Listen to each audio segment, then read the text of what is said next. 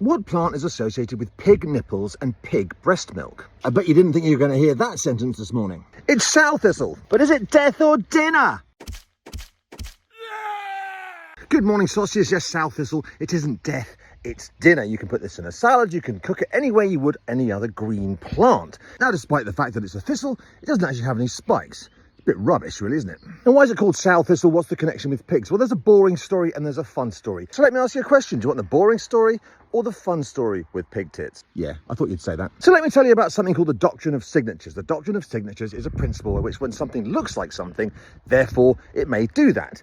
For example, the roots of orchids were used as an aphrodisiac because they're shaped like willies. Well, the Romans thought they were anyway. Or maybe the Romans just had willies shaped like plant roots. In the case of Sowthistle, it's the milky white sap that comes out of it. And the idea was that you would rub this onto the nipples of pigs and this would help them lactate. Now, I understand the principle. What I don't get is how did they arrive at this? Long winter evenings in medieval England, perhaps. Where's your brother? He's with the pigs again. He's figured out something amazing about their tits. So did this idea come from, oh, well, it looks a bit like milk, so it is milk? Or did it come from someone who likes spending time with pigs on lonely nights?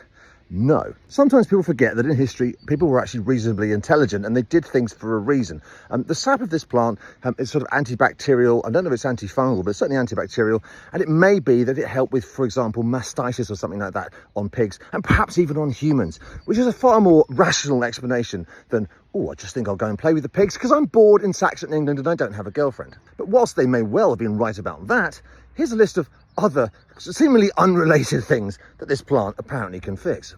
Apparently it would freshen your breath, helped with childbirth, skin irritation, warts, and eye problem. Apparently the Maoris used to use this sap as chewing gum. Sowthistle is fairly easy to identify. This is a slightly different variety to the usual one I see. It's got these reddish sort of stems, but they don't always have that. It basically looks a bit like a sort of large dandelion with kind of wavy leaves on it. And it has these little yellow flowers. But the sap, I mean, dandelions have sap in them, but the sap in this stuff will absolutely bubble up if you open it. You generally find it on paths. It is very resistant. It'll come up through tarmac pavements and stuff.